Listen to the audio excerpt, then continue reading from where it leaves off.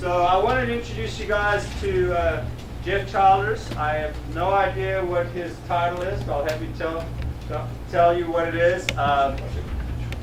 Didn't ask the other folks, but be sure to ask Cameron when we go to the break, kind of how he got into this, going to school. I was just hearing Jeff talk a little bit about his background, and he mentioned a really important component of how you get ready for something in natural resource, what I would call this whole field of natural resource management and sustainable development. So hopefully he'll talk about that project management piece a little bit, how he got started. Jeff actually I don't know if he started here, but he spent some time at Victor Valley College. So, and he'll tell you what department it was. It probably isn't the department you expected. But it shows this amazing, and that's what's so cool about tonight's program. You see all the connections, but then you see certain threads that go through all of it, and it's all interconnected. And that's what makes it mind-boggling, but also it makes it really exciting, because we all do need each other, and when you see Bureau of Land Management with managers that so short-staffed that start working collaboratively, which they really do, and then you see nonprofits and you see JTPAs and all these other groups all working together, and then all of a sudden we've got this amazing community working. And out in the high desert, I think it's unparalleled, the level that we work together. We had Kate's general manager at our RCB meeting today, and we were talking about a nitrate mitigation issue with the dairy, nitrates in the water. And I mean, he knows that area backwards, not because he knows dairies, but because he knows water pollution so well. So all of a sudden you start sharing information, sharing cards, and then figuring out how this connects, and then you guys can find your spot. And somebody, as I walked out, somebody said, these people have the coolest jobs. Well, yeah, they do have the coolest jobs. But the point is, if you think of 100,000 jobs just in solid waste management, then you realize that there are jobs, and it is very real. Everybody says, what are these green jobs? Well, you're looking at them, and they're very diverse and they're very exciting. Anyway, over to Jeff. Thanks, Nick. So I'm Jeff Childers. My official title is a project manager. I work normally for the Renewable Energy Coordination Office in the Merino Valley office for BLM in what we call the California Desert District Office. And I used to be a project manager and used to sort of be, I'm between jobs at the moment. I now call myself a vagabond extraordinaire. I'm moving, I'm going to be really hard for you because I move around a lot and I rarely stand in one place very long. So I'm a vagabond. I move from place to place. I go to, we have 5 field offices. As you can see, I put up the map of the district. The district office used to be in Riverside. It's actually in Merino Valley. So I normally go there once or twice a week. The rest of my time is spent between the 5 field offices: Ridgecrest, Barstow, Needles, Palm Springs, and El Centro. I also do a lot of work in Sacramento. We're out to Southwest Air Flight that leaves at 6 in the morning from Ontario and arrives in Sacramento at 7:40. I used to know that route by heart. It's been a couple of years since we've had that kind of level. Let me tell you a little bit about myself, so I'll pass this off for Neville if you wanted to know. I actually came to Victor Valley College back in 1991. I got out of the military in 1990. I missed the first Gulf War by about 3 months, which is good. Completely missed the second. But I got out of the military, came here, started out with a degree in journalism. Do they still have the Rampage? Yeah. Yeah. We didn't start the Rampage, but we did a couple of tweaks to the Rampage banner headline. Yeah. That's where I met my wife. We met in what's now is a community student services building, the one next to the that used to be English and arts. Anyway, journalism was in there. And I started out as a journalism major.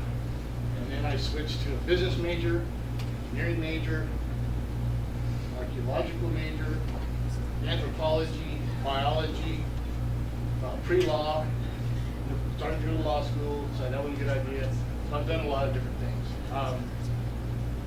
But I've been, was that picture I called years ago.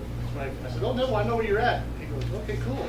So I got down there and I go, none of this is where I was. And I actually taught here a few years back, I taught computer-aided drafting. I actually taught Autodesk products back in the day. So I used to teach the building that way back. Really weird. So I've been around here for a long time. My wife and I've been here for about 12 years, been in and out of the desert since 1990.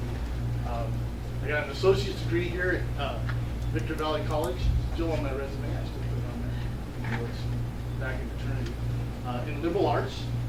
And then I took an 18-year hiatus, and I went to school for 18 years. I had 250,000 units, credits of nothing. Finally worked myself down into a bachelor's degree in business administration with an emphasis in environmental management at Cal State San Bernardino. And that program no longer exists. We were the last two people, me and Tamara were the last two people to get that degree. It no longer exists at Cal State San Bernardino, which is sad because it's a great program.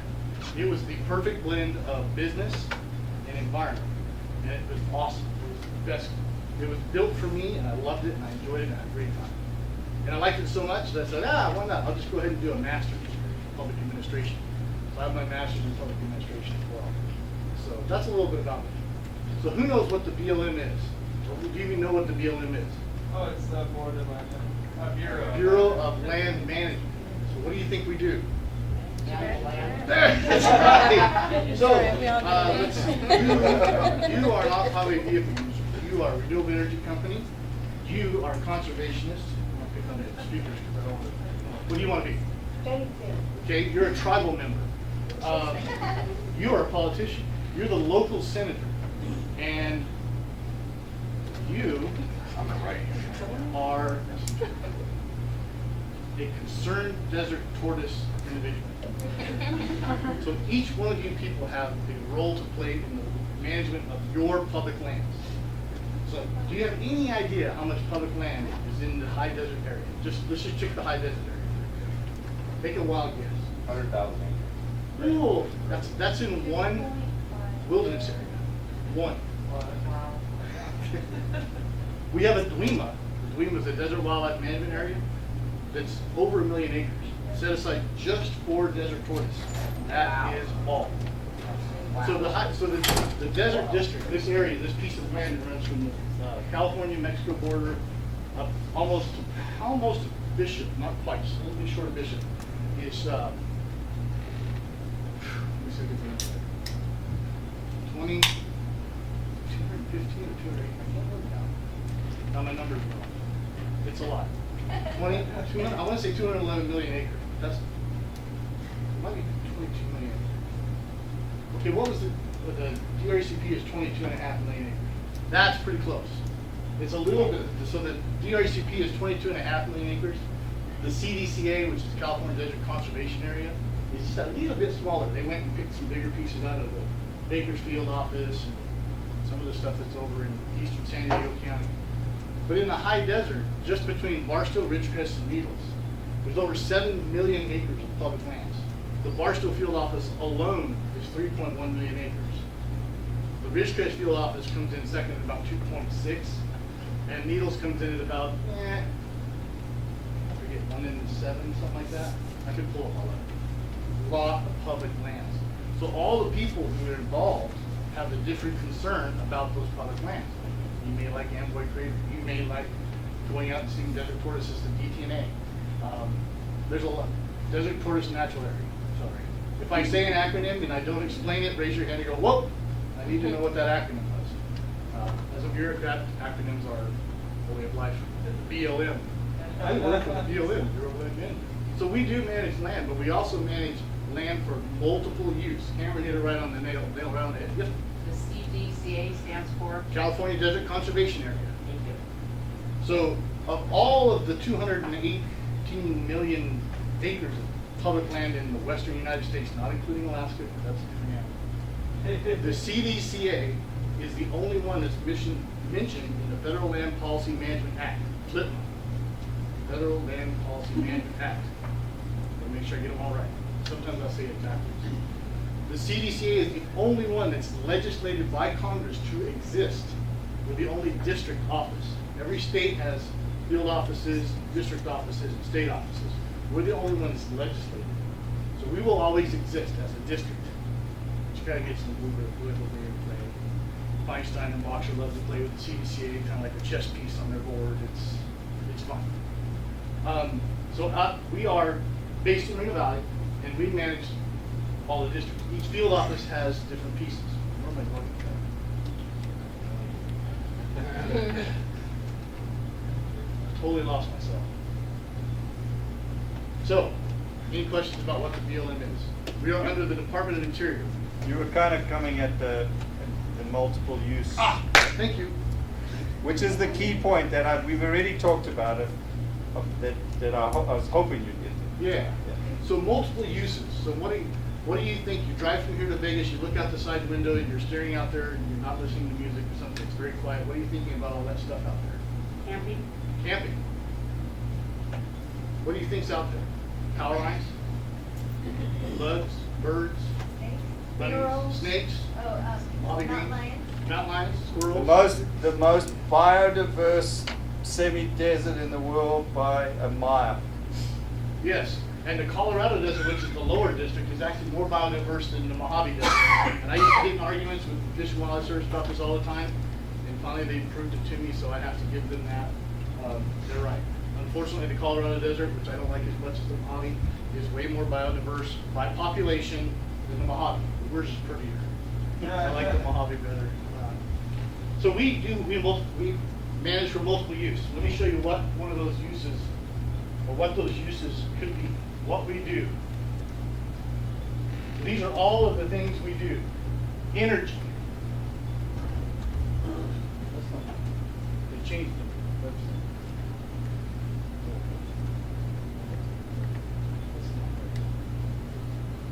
Let me go to the field office. Sorry, wrong web page.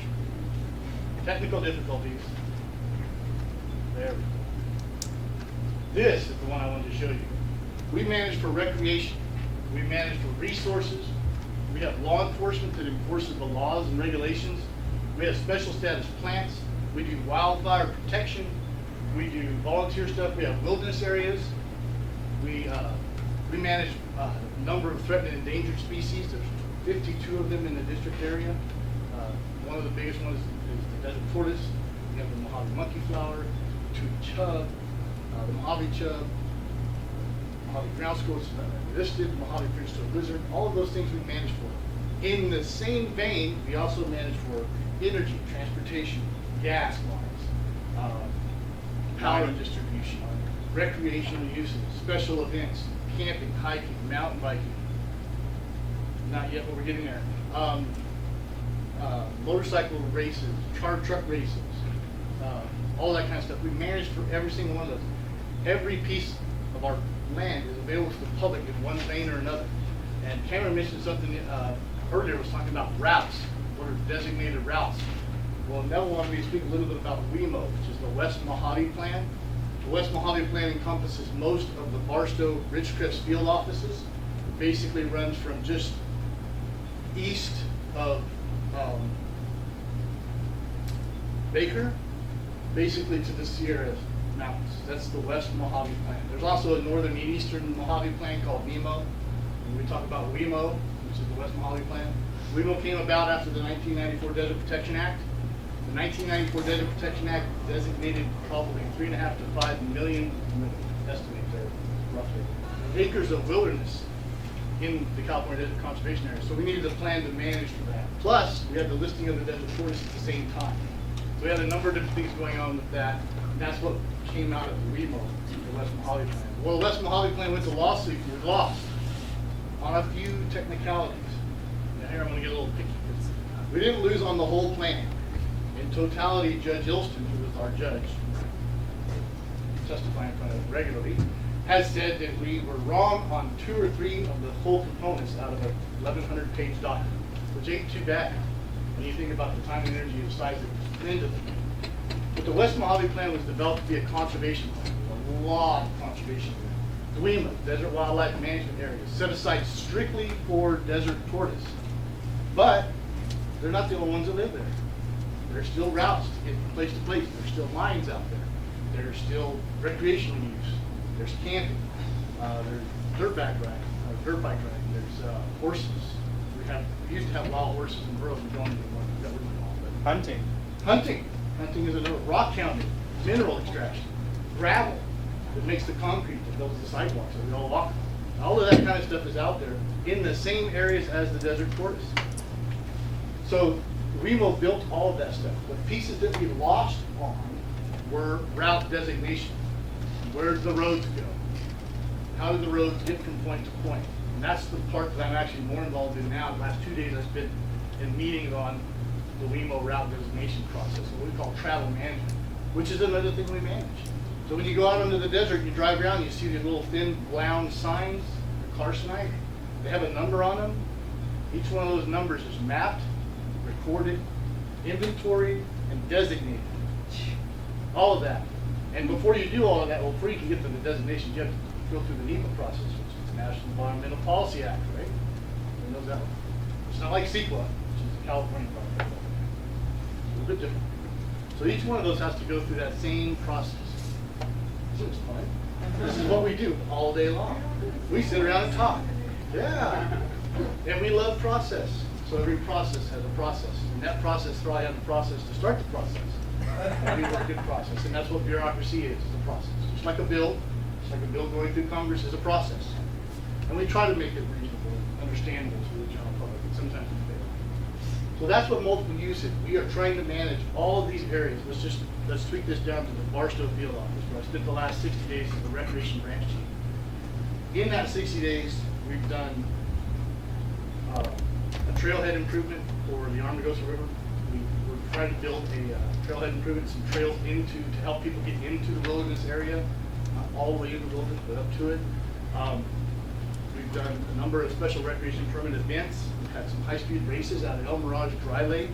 These are where the guys drive out there and they go down the flat dry lake at 300-400 miles an hour, 200 to 300 miles an hour. Yeah, and they run those all day long. You stand out there and eat, watch them go by. It's like a tennis match, but one way. So we did that. We've done a motorcycle race out at Johnson Valley, and we're going to do a car truck race here in the Goddard Valley. And we've done some work on a pre-plan for the Razor Road off-highway vehicle area. I was in recreation, so I spent a lot of time talking about those components. But we've also been doing some work with routes and designations of how to take routes out of WEMAs, put routes in WEMAs, and then we have what's called ACECs, which are areas of critical environmental concern, which are sort of like WEMAs, but for different species. Like Mojave monkey flower has its own ACEC, all that kind of stuff. So that's the kind of stuff I've done in the last 60 days, just in the Barstow field office, which is 3.1 million acres. And I got to see about that much of 3.1 million acres. Mostly it was El Mirage and Stoddard, Johnson, and Wallace County. So that's kind of what BLM is doing. Currently we're in the WEMO remands. We're talking about, as DRCP is going through its process as a broader spectrum over the entire district, we are working in the Barstow and the Ridgecrest field offices on the WEMO subplan for route designation. So for one very specific topic, we're going to be doing a whole bunch of work.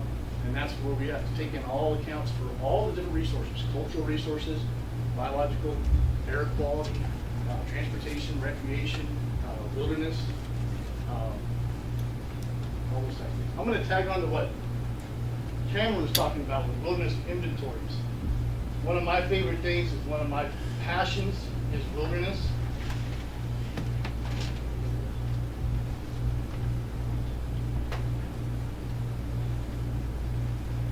So this is the state office website.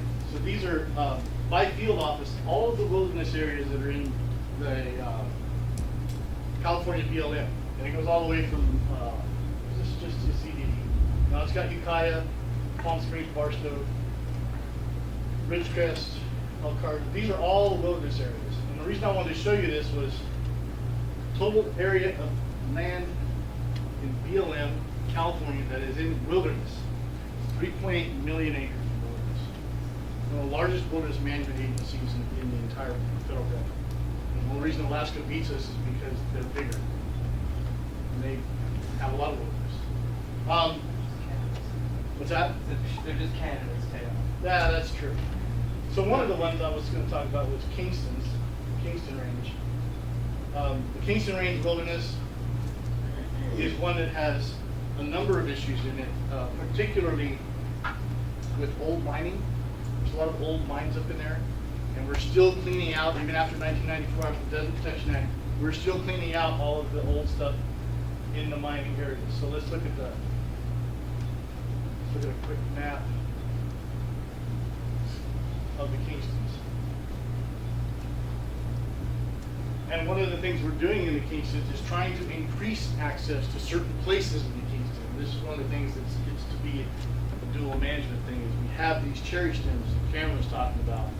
How do we manage people to keep them on the cherry stems and not go buzzing off the hills? I would bring up the Bighorn Mountain Wilderness, but kind of a sore spot for me at the moment.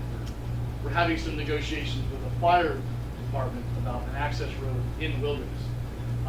So anyway, the Kingstons, we're trying to improve access to certain areas. If you go up the 15 to Baker, turn left on 127, everything pretty much from there to Cope on the right-hand side is wilderness. Everything on the left is Fort Irwin. Don't go there. They will run you off. They might shoot at you or they might lob grenades at you, but don't go left, go right. We want you to go right, to the right spots. And this is the Kingstons. I forget the amount of acres in the Kingstons, but you can see here's I'll just point with so Baker is down here. Hollow Hills is right here. Baker sits right there. You go to 127, there's a whole bunch of little routes that can get you through the Kingstons. These are pass-throughs. Cherry stems are one way to call them. I call them pass-throughs. They wilderness on both sides. So you can go right up into the wilderness and have an awesome wilderness experience and never really get off the road and get back in there. That road's kind of terrible. But it's access. And then we're also working on improving the access up here near the Armagosa and the Spirit Washer.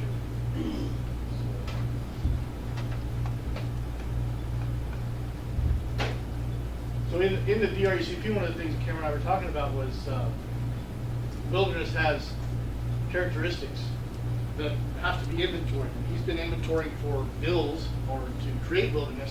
We have to manage for them. So every single one of those wilderness areas has to have a wilderness management plan.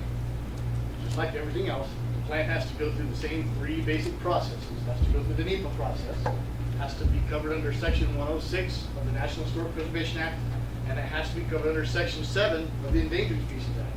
So that whatever action we take in the management plan is in compliance with every single one of those acts. So everything we do has to go through those 3 things.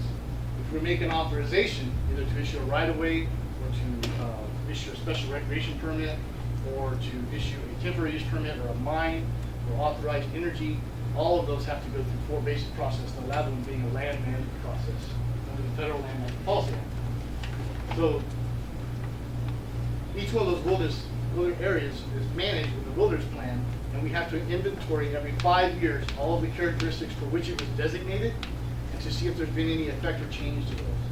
So that's one of the ways that we've been managing the multiple uses out in the health and business. That's just one example. We have to do the same thing with the wheelers too. So, does that get you where you want to go? Questions? Can you tell me those processes again that you said 3? There's 3 basic processes. The NEPA process, which is the National Environmental Policy Act. If you stick around long enough, I'm sure we're going to have, there should be a class on NEPA or CEQA or a class on both. That's a good one to get. Section 7 of the Endangered Species Act requires us to consult if we might have a potential effect on desert tortoise or any listed species. Tweed chub, tube chub, mahogany chub, monkey flowers, a bunch of plants in there too. And then Section 106 of the National Historic Preservation Act, which basically says anytime you take a federal undertaking, which is developing a management plan or route maintenance or going out and putting fence posts in or kiosks or driving cart nights in, you have to make sure that it doesn't affect cultural resources or historic properties. Now, historic properties are anything that's over 50 years old. So I'm not quite there yet, but I'm getting there. So I might be a historic property one of these days. I'm hoping to get there. If I keep living right, maybe. So at 50 years old, something's a historic property. The question is it eligible for the National Register? And that's what the 106 process is. We could go on about the process for days. But those are, anything we do, whatever it is we want to do, whether it's build a route, grade a road, build a kiosk, put in a park, build a trail, widen the road, maintain the road, all of that has to go through those same 3 processes every time. Yes, sir. So, tons of questions. Shoot. Yeah. So I'm actually better. I'm better. right now, I can tell that. So this question has to do with cattle grazing, mostly locally, but also maybe in Nevada. Just because most people don't understand policy at all, and then definitely don't understand the task that you have as a federal land manager to implement that policy. So I thought if maybe you could go through cattle grazing allotments in the Mojave as just pick an example of how this really works in practice, because over the last 20 years there's been a lot of movement on that. So maybe just go through how does this play out in practice, right? You know, in terms of once you've got a cattle allotment and you're trying to implement, let's say, the Endangered Species Act, one of those legs, how does that play out? Okay, great question. Awesome, love it. Because I've been wanting to ask somebody this question for like 10 years. I'm excited. All right, so actually had a 3-hour discussion on grazing today. Yeah. Just talking about what happens to grazing allotments. So when you think of grazing, you think of cattle or sheep eating the grass, right? So you figure, okay, well, how does the Bureau manage that? You think we manage it by acres. We give you allotment for 5,000 acres, right? And then what do? You just put as many sheep, goats, and pigs that you want on that 5,000 acres? Yeah. So we control it what they call by AMU, annual month units, or AUM, annual unit months. And what that says is, on that piece of property, this square, you can run 5 annual unit months on that piece of property when we tell you you can. So that means that if I have an allotment, let's take the Clark Mountain allotment, one I'm very familiar with, which is up near the California-Nevada border near state line. If you're driving to Vegas, you go by the golf course, you don't see the big solar towers that were built there, just ignore those. Everything from there, almost to the Kingstons, is the Clark Mountain allotment. He's allowed to graze 345 cattle for 10 months out of the year, when we told him he could. So what are we actually selling? When we sell an allotment, or when you have an allotment, what's the value of it? Is the value of the land 43,000 acres or something? Is that the value? Is that what we're managing? How many you're able to graze? Animals that we graze. So the actual value of an AUM is like $1.75 or something like that. I can't remember the number. It's the amount of feed that comes up. That's it. Yeah. That's what we sell. That's what we're managed for, is the forage. That's the key point on when we tell him that he can go out and graze. When we tell him. It could be 5 years, no water, drought conditions, no grazing, you don't get to graze. You just can't graze. There's nothing for them to eat. So we're selling the grass, which is a renewable resource. So what do they do whenever they get to a point where you tell them that they can't graze? What do they then do with their cattle once they've already Oh, there's grazed? plenty of places they can put them on private land. They can put them on wheat fields, corn fields. They can move them to the Midwest. There's a lot of different things they can do. There's a lot of private land forage. They can do them on irrigated pasture. There's a lot of different things. How come they don't just do that to begin with then? Because it's cheap. Grazing allotments are very cheap. The cost is very cheap. Is it up to the Bureau to specifically try and reseed areas for grazing, or is it just let them do, well, we've used this last year, so we're not going to use this plot for this area for X amount of years, so it can regrow itself? It's called range health assessment. We don't necessarily reseed, because that gets into a whole other realm of what we're putting on the ground. Reseeding is a really tricky one, even on renewable projects, but we don't reseed. But we do manage what they call range health assessment. And so we manage exactly how many cattle go out on that property, how often they go out, and how much time they're spent out there. And how effective is that as far as like have you run into problems with grazing at all? Sometimes we run into those, but a lot of what's happened over the years since 1940s when we started the grazing program, and it was the livestock board, I think was the name we called it back then. It had a different name, but that's when they merged the livestock, the grazing board, and the General Land Office, the GLO, and they merged them together. And that's what created the BLM. But since the 40s, we've had a really good relationship with the ranchers. They know. I was actually a cowboy for a number of years. I spent 5 years on a ranch in New Mexico, so I learned how to do grazing from somebody who owned their own property. So they know how to treat the land. They know how to treat animals. They know how to treat the land. They know how to manage it. But we're just telling them, manage it like you would yours. But we just are helping you get there. And we're going to have a little bit more stringent stuff. We do have some overgrazing problems, but most of the time, the ranchers want to buy that feed, and they can get it from us cheap. So they're going to make sure that it comes back next year. So, yeah. Are cattle not just helping to, reseed invasive species? Not necessarily. You're talking about droppings and feces and that kind of stuff? Not necessarily, because they're eating what's out there anyway. Sure. They pass through their stomachs, and I'm not sure what the number was.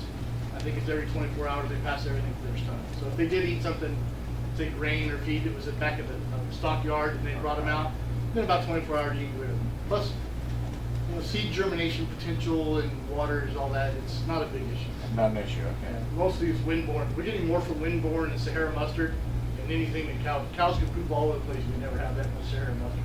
Right. Sahara mustard is one of the most invasive species we deal with, and tamarisk. But Sahara mustard is hard. As far as forage, selling actual ground grass, Sahara mustard is the worst because desert tortoise won't eat it. So Sahara mustard, desert tortoise won't eat it. Okay. Pretty much anything else the desert tortoise will eat except Sahara mustard. And that's one of the main invasive species that we have coming into this area. So, unless you have another burning question for Jeff right now, we're going to finish up and then we're going to do our question and answer later. Anyone else got a burning question? Seeing as I got to ask my burning question.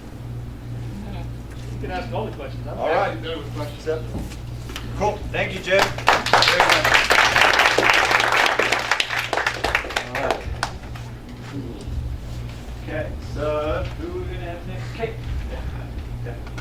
So, oh, Kate's got cards up the key. So Kate Byers works for the Victor Valley Wastewater Reclamation Authority, another, do you call them all JTPAs, John? JPA. I don't know where I got the T. It sounds like JT. Sounds faster. So. Okay. And she's the Public Information Officer. And there's some, I describe conservation in the Mojave Desert as the movie The Good, the Bad, and the Ugly. And we have some mostly really, really good. We have a little bit of bad and a little bit of ugly. And this one is recognized as probably the most progressive wastewater treatment authority anywhere. And Kate's going to show you why it's so progressive, okay? And so thank you very much for coming. Kate will tell you her background, which is really cool because of our new transfer degrees. Hopefully some of you will get to follow in her footsteps. Right. Thank you, Nova. Okay. No, well, for him, yeah, absolutely. Like you mentioned, my name is Kate Byer, and I'm the Public Information Officer for Victor Valley Wastewater. So I'm going to give you a little background real quick on what we do at a wastewater treatment plant for those of you who don't know. So when you are in your home or your business in the Victor Valley and you use the restroom, or you wash your hands, or you take a shower, afterwards that water and that waste is flushed down into your pipe system. Well, that means your city's pipes, which then are directed to the wastewater treatment facility's pipes. Everything's funneled into us. The first thing that happens when it enters our plant is it goes through bar screens and filtration systems. So we take out all the big stuff, including the solid waste. We pull that out of the water. Then the water continues along the process, again through a series of filters, and then a natural process using microbes. That's where it ends up in a place called the aeration basin, where we put in a certain amount of sludge, a certain amount of sludge is wastewater effluent, and oxygen, so we aerate it. So the microbes are super happy. They eat the bacteria, they produce methane. The water continues along. The final process is a series, again, of smaller filters, kind of like coffee filters, that take out all the last particulate matter. Then the water goes through a UV disinfection system, which completely leaves the microbes, any kind of bacteria left over, unable to reproduce. So they're completely infertile. Then we dispose of that water into the Mojave River. Okay, so that's a little background about what a wastewater treatment facility does. I'm going to talk a little bit, well anyway, today's talk is not about wastewater, it's about stewardship of our finite resources. So I'm going to give a little background about myself. I'm pretty young, so I haven't been in the field very long, so a lot of my experience came from college, and that's what I have to share with you in regards to stewardship. So we'll talk a little bit about that, talk about stewardship principles as I learned them.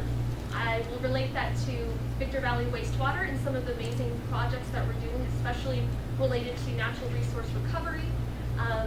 And then I'll follow up with some details about our internship program and a big event that we have that we want to invite you all to. Okay, so we'll begin. So a little background about me. Local gal, impatiently waiting. So I was born and raised in the high desert. I was born out at St. Mary's Hospital. I went to Mojave Vista Elementary School. I graduated from Apple Valley High School in 2007. I spent a lot of my time, I feel, in the high desert feeling lost. I didn't really feel like I had a niche here. Most of my family's background, they're all teachers or bakers, and none of those fields really appealed to me. And I started working when I was 15 and a half. I did Kmart, a couple of fast food places, retail, you name it. Again, nothing struck my fancy, and I wasn't inspired. So I think this picture kind of encompasses how I felt about my life back then. Spent a lot of time reading and researching and trying to find my passion in life. For a while there, I thought I wanted to be a lawyer. I think someone else mentioned that earlier too. I thought, well, maybe this is right for me. I liked public speaking. I enjoyed a challenging, problem, utilizing tools that I was given to solve that problem. I thought, well, maybe this is the right thing for me.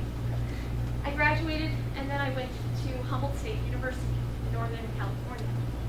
And that changed everything. Completely turned around my entire worldview, and I found my calling. So for those of you who aren't familiar with Humboldt State or Northern California, it's absolutely green. It rains all the time.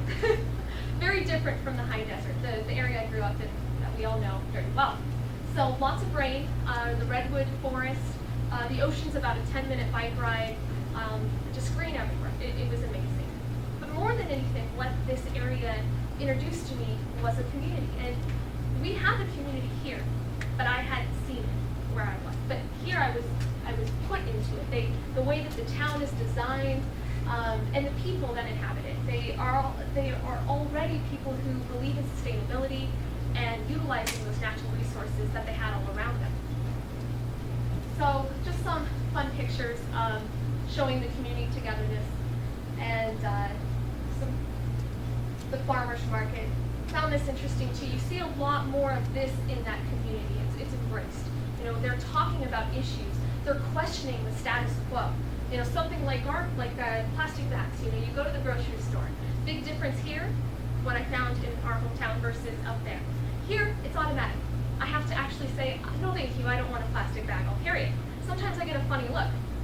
Okay. Up there, they expect you to have your own bag. They expect that you'll take your product. If you're asking for a plastic bag, they look at you funny. A completely different mentality. And yeah, so you find that there. And yeah. Anyway, so part of what I did, my background, my degree is environmental science, natural resource management, and policy. My minor is in economics. So a lot of my day was spent like this. We got to have our shovels and our notepads, and we go out to the field. And we learn hands-on all the time. We dig up the soil, we feel it, figure out, oh, I get it, that's, the different layers, and that's why this kind of plant species exists here, and this one doesn't, so on and so forth. And it really made me start thinking about the world around us and our natural resources, and what goes into sustaining those natural resources. One of the things we learned too with brownfield sites, I think you probably have heard about that in your classes, brownfield sites, from like smokestacks. That area up there was notorious for logging. And because of that, the smokestacks left a lot of brownfield sites, which are still contaminating soil and groundwater to this day. So that, again, made me think about the long-term impacts of how we manage our resources. This is called CCAT. It's a program that they have up there. I'd love to see it here at BBC. But basically, what they've done, the school has set aside land just for the students.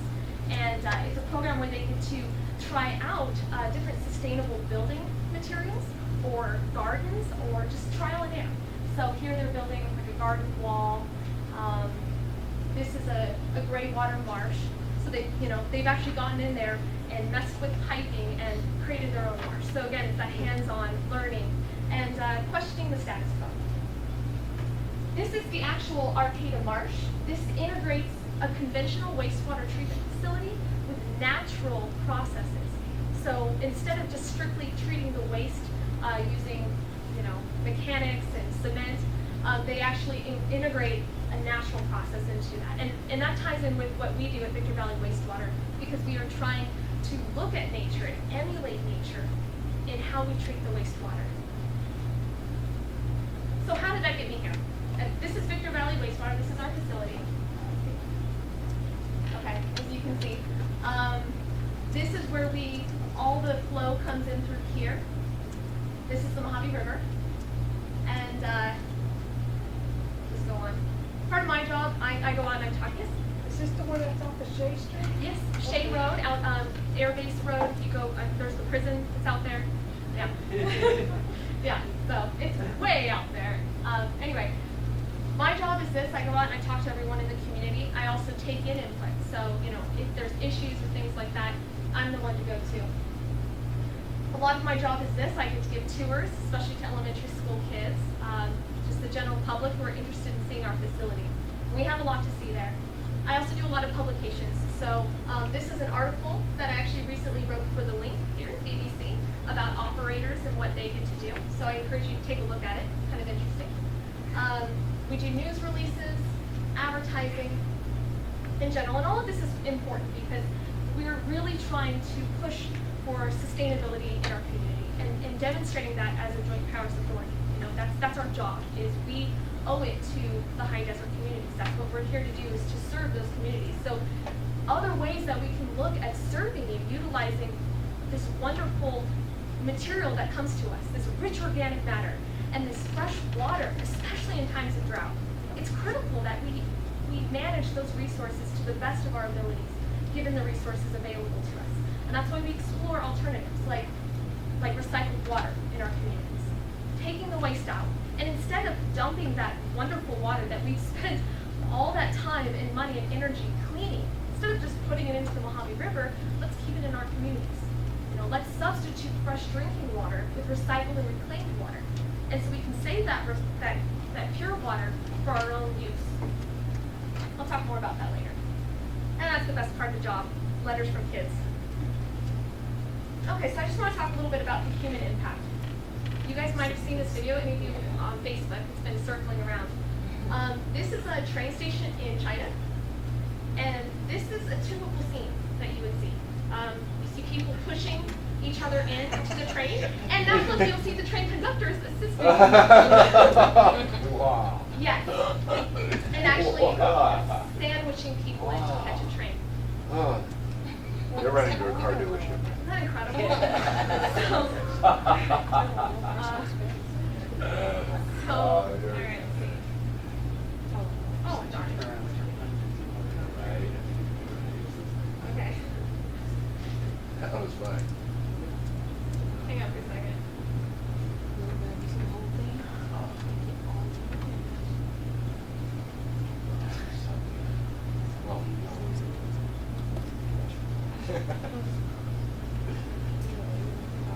Okay, so that video was fun.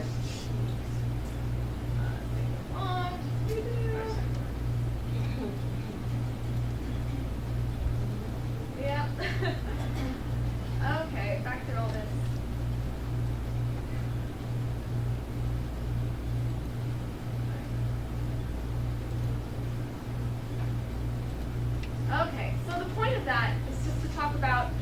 some of the human impacts that we've had on our natural resources and how we have managed resources in the past. I don't know how many of you are familiar with the Great Pacific Garbage Patch? Anybody? By raise of hands, anybody know? Okay, so for those of you who don't know, I just taught my sister this today. This is fun and terrifying.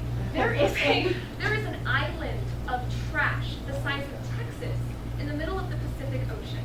Oh yes, and it was formed by all of our currents, right, which create a cycle. And that is the result of management or mismanagement of our natural resources. Plastics, things like that we've dumped in the ocean or have gone there through our waterways.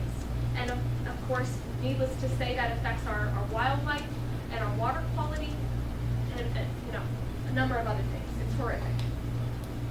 Then there's overpopulation. Again, that's something I know has been discussed in your classes and things like that.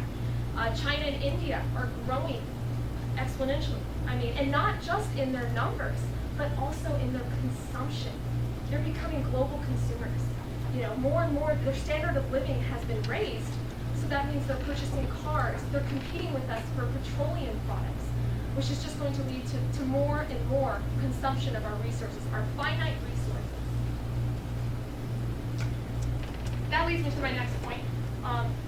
This is a debate in natural resources, population versus consumption, I lean towards the overconsumption side. You can have a lot of people, but you can have a lot of fewer people using a lot of our resources, and that can do just as much, if not more, damage. So we're a throwaway nation. That's what we do. This is an interesting little chart I found. World consumption. So they've inflated and made red the countries that consume quite a bit of our resources, and deflated in green countries that don't use as many. So as you can see, we're pretty guilty. 5% of the world population using 20% of its resources. Pretty substantial. There's also this fun concept that goes along with, again, a societal norm, right? Designed obsolescence, planned obsolescence. It's in business models. The things that we're purchasing are designed to break down on us. You hear it from our grandparents, right? Oh, they don't make cars like they used to, and we used to, keep stuff. We don't do that anymore. Things break all the time. We take it for, we expect to buy a new computer every few years. Why? We're spending hundreds of dollars on these products, but they're designed to break down over time because that helps the person who's supplying them to us. And all of that waste is not reused. It's just thrown into landfills. And then there's this one as well. Again, a natural resource that has not necessarily been managed well. And again, global consumption and global population increasing means more demand and competition. So lots of scary stuff. So that's the old thought. And let's talk about the old thought versus the new thought. So the old thought was this: it's a linear path of material use. So this is the story of Stuff. I encourage you to watch it. It's awesome. Her name is Annie Leonard. It's really wonderful videos, real short, poignant. So the basic idea is here. We take resources from the earth. We manufacture them into goods. We sell them at big box mart stores, right, where we take them home to our houses and utilize them for whatever amount of time, and then we turn around and we dispose of them. And the items that are disposed here are not cycled back in. So what does this mean? It's a continuous, linear progression of extraction of our natural resources. Yeah, not pretty. We use them, right?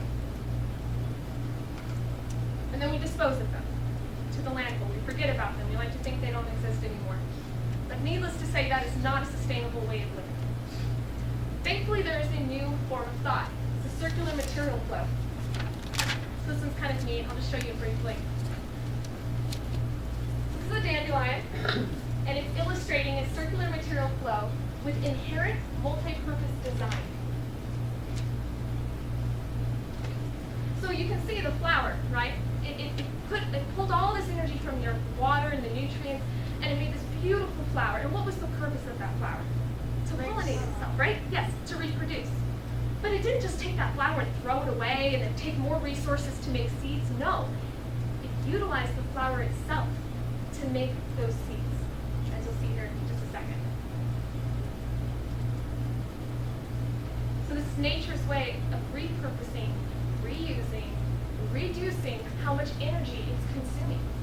efficiency.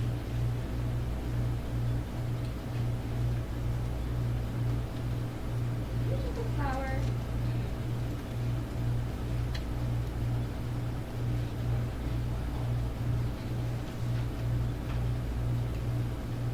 You get the idea. Right? Repurpose. Okay, so reduce, reuse, recycle. New way of thinking, right? We've all heard this. I thought this was interesting, right? We're talking how long it takes for things to decompose. We've got 5 to 10 days for organic waste. 1 million years for plastic bags. 1 million years. And how often, let's see, we reuse them as maybe one use. Pick up some dog poop, right? Or maybe use it as like a liner in your bathroom trash bin. And that's it. 1 million years. It's crazy. So here are the 7 principles of environmental science as I look. Nature knows best. All forms of life are important. Everything is connected to everything else. Everything changes. Everything must go somewhere. Ours is a finite Earth. And nature is beautiful and we are Earth's stewards. So I want to touch on that word real quick, stewards. Stewardship, the precautionary principle. So definition for stewardship is the careful management of natural resources for long-term sustainability. Careful management. And that's where the precautionary principle comes in. That is the notion, the idea that when you're not sure if you're going to do harm, assume that there could be harm done. You minimize your impact on whatever system it is. So you have to keep that in mind. So I like this little triangle, or this pyramid here. Prevention. There's been a lot of talk about land use, right? Land management. Prevention. So you have an acre. Do you have to use the entire thing? You prevent the use of it. Minimize your impact.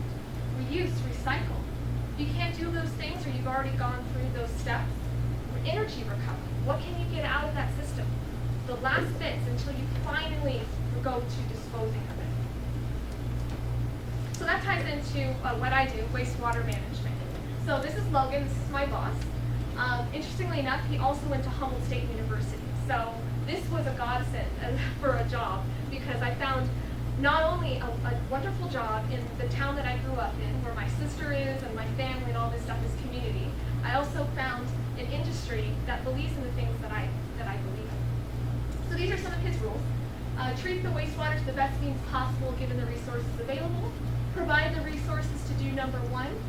Manage liability. And do not confuse managerial authority with government authority. So a few of the laws and regulations that we have to abide by in the wastewater industry. We need an NPDES permit. So forgive me, this is not exactly my area of expertise in our field. We have lots of qualified professionals for this. But just to give you an idea, through the Clean Water Act, we have, and these individuals are member agencies that we serve, and a few of the bodies, the regulatory bodies that govern us and help guide us in what we do. There are certain number requirements that we have to meet in order to discharge water. So I know you guys are familiar with the term bioaccumulation, right? Bioaccumulation? Right, raise your hands. All right. Okay, so bioaccumulation, for those of you who don't know, that is when a chemical or a pesticide, fertilizer, things like that accumulate in our environment. It takes a long time for them to break down. You often you hear about women or pregnant women aren't supposed to eat tuna. There's a reason behind that, because tuna are large fish, right? So they eat smaller fish, and smaller fish eat, so on and so forth. They're all eating each other, and that means whatever chemicals are inside of those smaller fish are still inside the tuna. So now that tuna has a high concentration of potential toxins like mercury, and it's bad for us to consume. So it's the same idea here. In particular, ammonia and nitrate.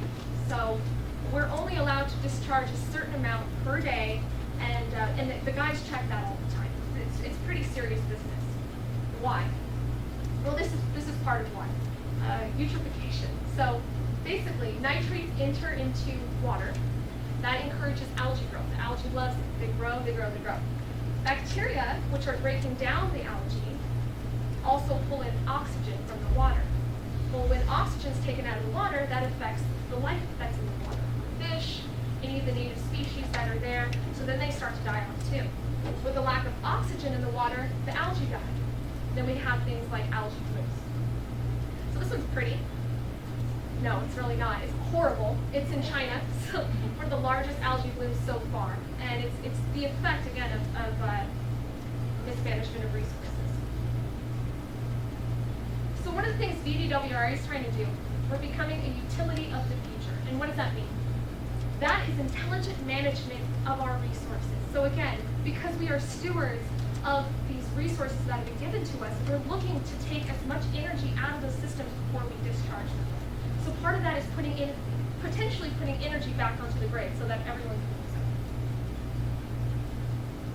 it. So we're partnering with a company called Energia for two of our large projects at the plant right now. And our head engineer is from Germany. Now Germany is amazing. They are so far ahead of us when it comes to renewable energy. They're amazing, especially when it comes to biogas, which is our specialty, right? So one of our exciting new projects is called the Biogas to Energy Project, also known as the Omnivore System. So going back to what I was talking about with wastewater, I told you what happens to the water, right? Well, we also take out the solids. What happens is we take out the solids and we put them in this thing called an anaerobic digester. What it does is it compresses those solids. Then the microbes that are in those solids decompose the bacteria in the sludge material, and then they have methane, they expel methane. So what we've traditionally done is we burn off the methane. Now that affects our air quality, right? And it also, it's a waste of energy, quite frankly.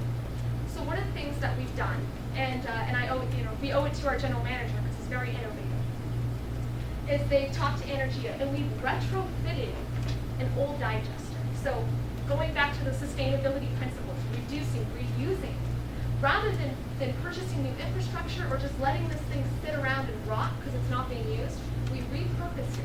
And it now can contain 3 times as much of the waste, which means we're producing 3 times as much biogas. And we're funneling that biogas to create electricity that powers our pumps. Now these massive pumps are essential because those put oxygen into the system so that our microbes can eat the waste. You see what's happening here? Cycle, right? We're trying to create a closed loop system.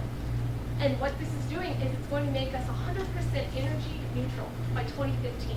That is going to save our ratepayers almost, well, let's see, $1.4 million in electricity. That's how much we currently use. So it's a pretty big deal. Another one of our neat systems is a membrane system. This is the same idea where you're just reducing our footprint and, okay? Oh, an Amber Alert? Oh, okay. Everybody's phones are going off. Oh, okay. That's cool. Under the table. Yeah, we have an amazing membrane system. Again, it's the same concept. We're reducing our footprint. We're using better materials so that they have a longer life. Our UV disinfection system. We used to use chlorine, which is incredibly hazardous and dangerous to have on our facility. We eliminated that and we use UV systems instead. We also have these flow meters that we just installed. The idea being that we can better track the flow that goes through our pipes, and that prevents things like, we know ahead of time when there's something that's blocking a pipe so we can avoid any kind of pipe break or something like that. So again, long-term planning. We're also working on the Upper Narrows pipeline replacement. If any of you have been to downtown Victorville lately, you've seen these signs. You've encountered the construction that's going on, and we are to blame. We are replacing a pipeline that was unfortunately broken a few years ago. That was here in the Mojave River, and many of you might have been around for that. And because we're looking for long-term sustainability, rather than just putting a brand new pipe right back in the Mojave, because it broke because of a flood, to prevent that from happening in the future, we're redirecting it here, underground, so that it will be long-term, and yeah, we'll never have that kind of issue again. It's a bobcat. It's kind of cool on our pipe. This is Logan just showing some VDC students some details, and some reporters that are taking pictures. Goes with it. Another big project is the sub-regional water recycling facilities. I mentioned this briefly earlier. But again, what this is doing, they're technically called scalping facilities. So what they're going to do is they're removing the solid waste from the water and sending that along down the sewer pipes to us and to the plant.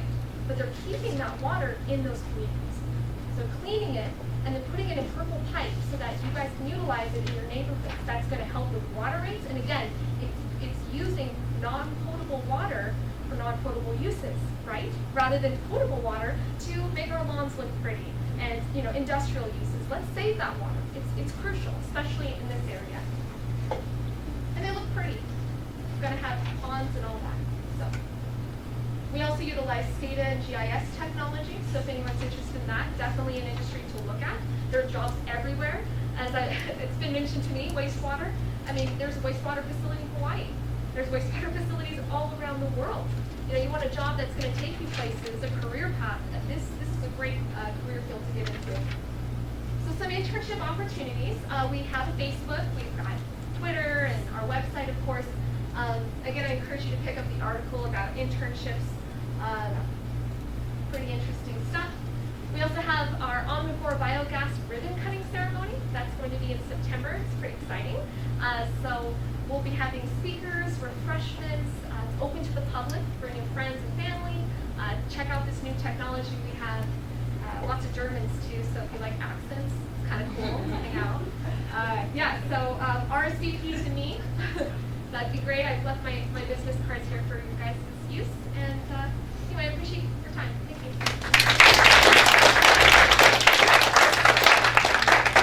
All right, so one question for Kate? So we get Where later.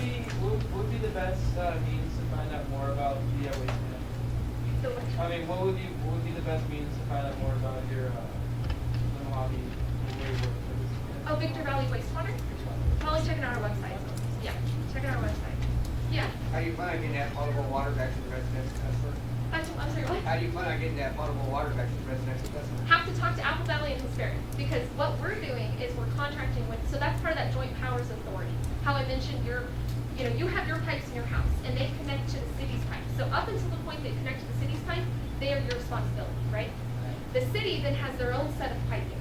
That's their responsibility. Up until the point it gets to our pipes, in which case we take over. So what we're basically doing, we're running and operating these plants for the city of Hesperia and Apple Valley, and they're putting in the purple piping and deciding where it goes. So what I imagine will happen is as this comes to fruition, right now Hesperia's received a wonderful grant funding from the federal government, so they're looking to putting in more purple piping and hopefully residential use as well. But that's the hope, that's the idea. Yes. How much of our wastewater actually goes into this facility? Because I think like at my house, I come back, right? My house, I believe we have a septic tank. Well, then, So- well, what happens? Your septic comes to us too. Oh, it does? We actually Okay. have trucks that come in once they pump your septic. They come in and then they dump it off, and we hold it in our holding tank. Okay. And basically, the way that works is the whole balance of the plant. We let in a little bit of that septic with the other waste when we need it, like what it's called, right? Can anyone guess what our busiest day is? Busiest day of the year, like we get the most waste. No. Super Bowl.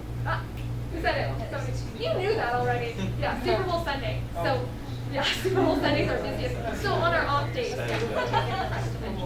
All right, so let's, we'll just, gotta give Kate the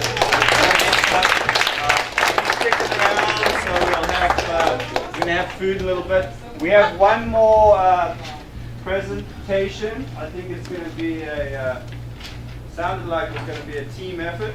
Is that right? Very brief. Okay. And one of the groups that, one of the cool things about this stuff is we get to make new connections. When I met Kate for the first time a little while ago, I was all over it because I knew she had the pieces to be able to connect some things that are very hard to connect. And you did, that was awesome. To connect the principles in there, that's very hard. So good job. And then people that, a group that picked up from some of our other partners and people we work with is the Transition Habitat Conservancy. And so this is another kind of organization, a conservancy, a nonprofit that that does some amazing work. So I asked Wendy, they've been coming, Wendy was here, you might have noticed her at some of the other workshops, be coming. Today we had a little bit of extra time and we asked her to present, what they do up in the Wrightwood area. So thank you very much. This will be very brief. We aren't prepared for a whole long discussion. I think I told you about this morning, right? Yeah. So we have a bigger presentation which would last a lot longer than what we have today. I just want to tell you about us. We're in Pinion Hills. Our Conservancy started with Jill Bays and Roberta Dewey. They go out and ride their horses in the transition area between Wrightwood and Pinion Hills, that little area right in there that's mountain and desert transition. It's an important habitat corridor area, a lot of biodiversity. But they were riding their horses one day and they looked around and they said, this is so beautiful. I wonder if we could do something to preserve this. So they talked to Nature Conservancy, and Nature Conservancy says, well, that's great, but we can't save it for you. We have a million other projects, but we can help you guys figure out how to do it. So they started the process of becoming a land trust. We're not certified with the Land Trust Alliance, but we're hoping next year We'll get our accreditation. We're working on that right now. Yes. Yeah. So they started out with getting some donations and getting some land together. Local landowners donated a bunch of land. We now have here's the 3 areas that we work in. So I'm talking about the Pinion Hills area. We own part of the Sheep Creek Wash now, and they wanted to put a concrete channel in there, and most of the water that goes in the OSD reservoir, which serves that community, percolates in that area. And if they had put a concrete channel there, it would have all been diverted. It would not have been a good thing, plus all the habitat loss. So we're really working hard on trying to save these areas. This is you can see the gray area, Sheep Creek drainage, and then the Pinion Hills area in the middle, and then that far left, and I'm not sure which property that one is. The far left is the Sailor property. Oh, yeah. So we're working on connecting these together. We'll eventually have it all together. There's What about we're trying 1,000 to do acres. is connect the whole canyon of Puma Canyon together to preserve it, because it's really good with diversity. And also there's a lot of companies that would want to use that because it's a really good waterway underneath the land with the wash and everything, but we're trying to preserve it for all outdoor recreation. Most of the properties in this area have some sort of easement or deed on it that restricts off-roading. So Yeah, no this one motorized is vehicles. no motorized vehicles in any of the properties in this area. You can actually hike here. We have the Pima Yes. Canyon Ecological Reserve, and you can look on our website. We have newsletters here, or talk to one of us afterwards, take our card. And you can go up there and hike around. It's beautiful. The flowers this year I've never seen flowers like I have this year in that area. So our other area we'll jump to is the Portal Ridge area. This is just south of the Poppy Reserve in Antelope Valley. And the view shed is Portal Ridge. And they were going to put up wind turbines. Right. And we just don't think that's a good area. It's a Swains and Hawk foraging area. There's over 23 either endangered species, threatened species, or species of concern in California. And if you can look at the map, you can see that it goes from mountain to So almost the transition. to the desert floor. And so that's why there's a lot of biodiversity, and we want to connect the Poppy Reserve right there. And also there's other reserves, the Ripley's Reserve and forests, national forest land there, and we just want to make a huge corridor That's what reserve. we're mostly interested in, is connecting existing parks and, saved areas to make these huge blocks of land. You don't want to just get a piece here and a piece here and a piece here. And you'll see when she talks Yes. about our Guima area, they talked about the Desert Wildlife Management area earlier. Yeah. The Fremont Kramer Desert Wildlife Management Area, which is my main area. The green is BLM land. Orange is land that we own or have conservation that. easement Yeah. on. And we have to monitor this every year. And I'm a land steward, so I go out, monitor, I check for biological resources, any damage, because this is limited use for off-roading.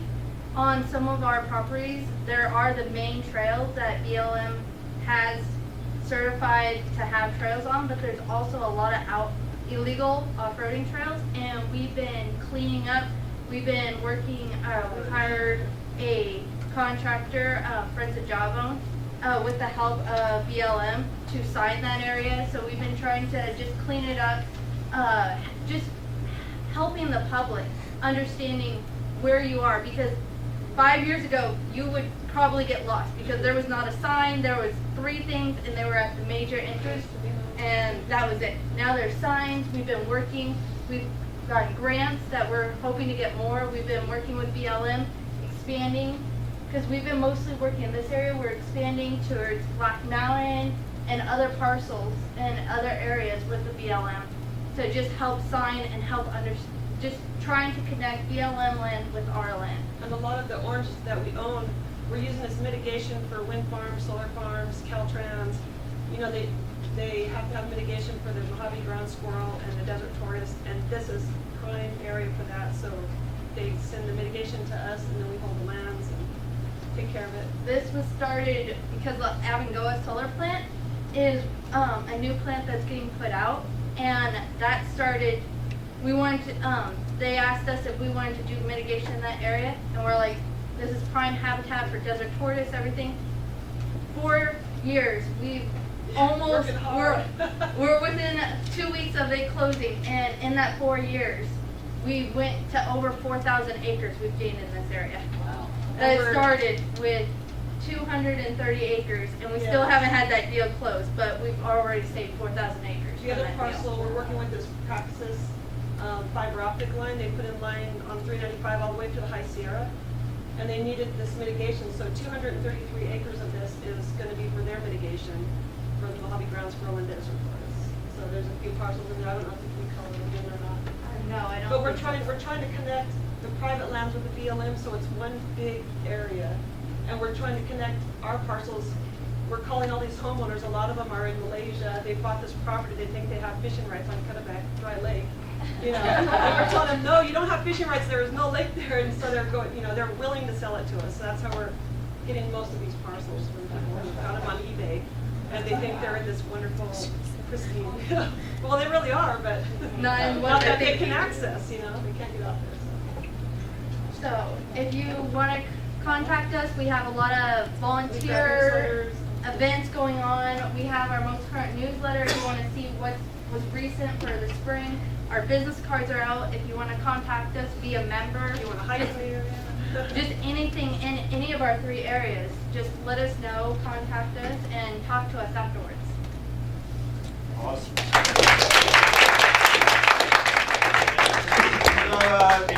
Can I jump in here real quick? Yeah. Okay, so a minute ago you heard me talking about going out to El Mirage Dry Lake and going to the high-speed races. The way that lake bed is created is from runoff, and the way that runoff has to come is, look up on the San Bernardino Mountains, you'll see a big gray patch of dirt. That's what built El Mirage. That's what built that dry lake. It's one of the premier high-speed racing destinations in Southern California. Their conservation of that channel is going to keep El Mirage alive. Because the way that all that dirt that gets on El Mirage Dry Lake comes down Sheep Creek Wash. It does, and it's fans. You can see on the map. You can see on the map. If you ever look at Google Map, you can see it. But it all funnels back into El Mirage Dry Lake. And without the minerals and the particular context of the way that gets there, there would be no El Mirage Dry Lake. There would be no high-speed racing. It would be just mud. But because of Sheep Creek and the way that mineral works, that's the connectivity of all these different activities, so both in conservation and in recreation, so they're tied together. I just wanted to make that point. No, thank you. And the connections, another connection, you guys might know this one. Part of this class, remember, was going to be, well, actually Wendy knows as well, because she showed up for a workshop that didn't happen on Monday night, was going to be watershed management and restoration. We're going to offer that class in the fall. Really cool class, fully transferable, mostly to Humboldt. It's Chico. It's a key class because these things are all connection. We want to look long-term planning. That's one of the things that one of the principles that Kate talked about. And we want to talk big scale, watershed wide. So you pick watersheds, you manage it. Interesting about the Sheep Creek, they couldn't have picked a better place because also USGS, the only place in this Mojave Desert that we know for sure that water on the flat part down here is getting into our groundwater is in that wash. That's the only place that actually And that's where they wanted to put the concrete channels Exactly, up which towards would have right, been- but at the top of it, where would it have been actually- absolutely tragedy for this, So we have a this huge area. parcel there So you that's see sitting. you've got biodiversity, wildlife, recreation, water management, all coming together. And that's what makes it fun. It makes us tear our hair out sometimes, but it makes it very fun. So that was awesome. Thank you guys. So you're going to stick around as well? Yes. Okay. So Questions later? yeah, so what we're going to do now is this is Dino Bozanelis, the professor from political science, and because he likes to eat, we're going to eat now. And so so we're going to eat, and we're going to take it over into this classroom over here, and introduce yourself. We'll talk a little bit there, and then we'll come back over here at about, let's come back over here at about 6:45, and we can do I'd like, if you guys can stay, do a little bit, quick little question and answer, a little bit more formalized at that point. Or, there's plenty of time. Why don't we come back at about, let's come back at about, get half an hour to get food, so 6:35. And then, as you know, the taco thing is open. It's like our own private taqueria. It's open till 8 o'clock this evening. So we will do that question and answer. Dino will do his lecture, then you guys can go get more food. So don't feel like you have to solely take care of all that business now. Okay?